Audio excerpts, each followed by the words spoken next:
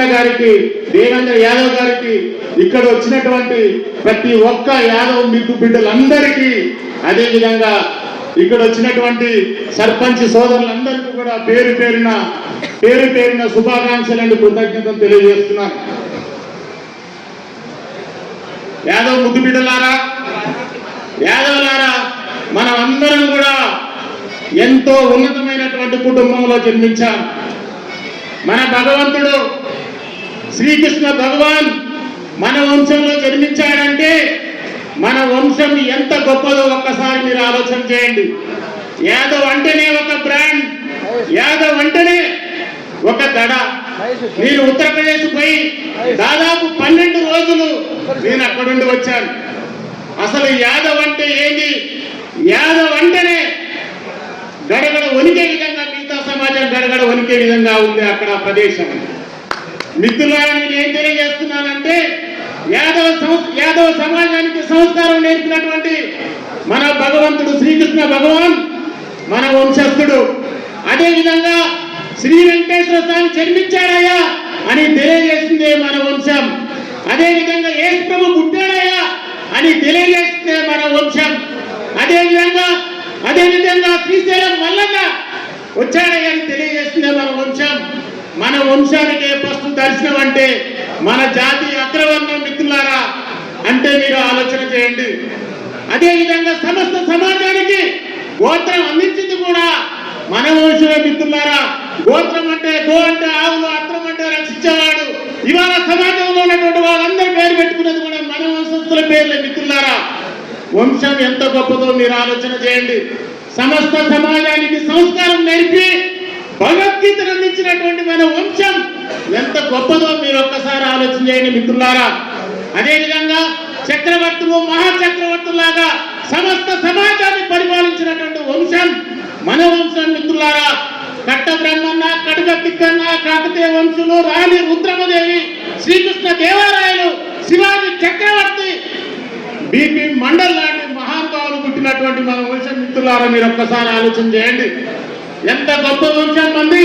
అలాంటి వంశంలో జన్మించినటువంటి మనం రాను రాను ఏమైపోయింది, స్వతంత్రం వచ్చి దాదాపు 77 సంవత్సరాలైనా 17 సార్లు ఎలక్షన్ జరిగిన 1733 అసెంబ్లీ స్థానాలు ఉన్నా కానీ బహుజనులు మొత్తం 269 స్థానాలు అక్వైర్ చేశారు మిత్రులారా.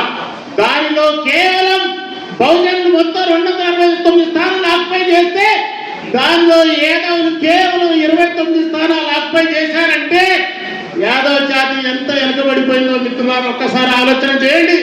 మనం అందరం కూడా ఏకం కావాల్సినటువంటి అవసరం ఉంది. ఏకం కాకపోతే మనం యాదవులు వెనుకబడిపోవడానికి అవకాశం ఉంది. వీటన్నిటిపైన ఎంతో ఆలోచన చేశారు.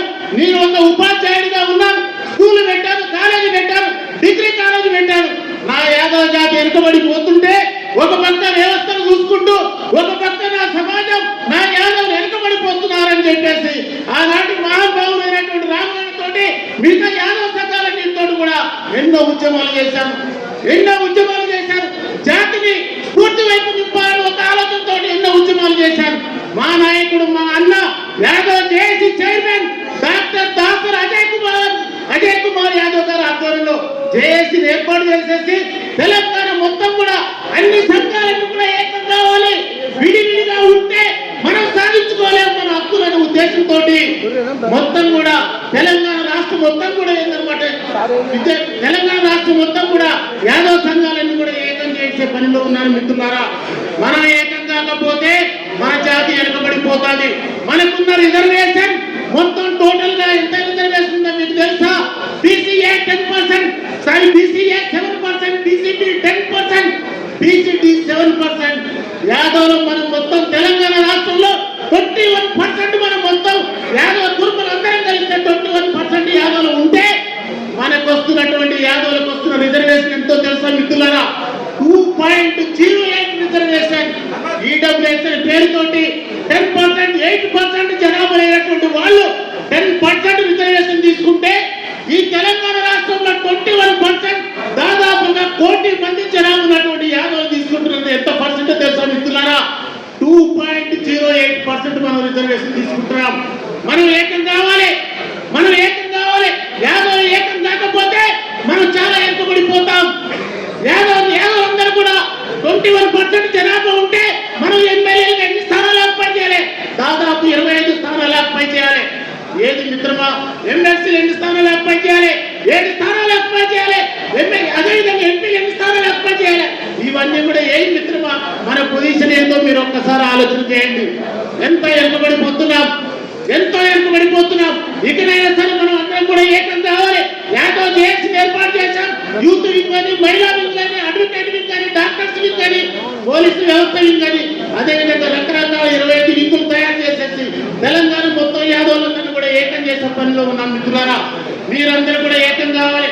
సర్పంచులందరూ కూడా మీరు ఇవాళ సర్పంచ్గా పోటీ చేశారంటే ఎంతో ఉన్నతమైనటువంటి పొజిషన్ లోకి వచ్చారు మన యాదవులు.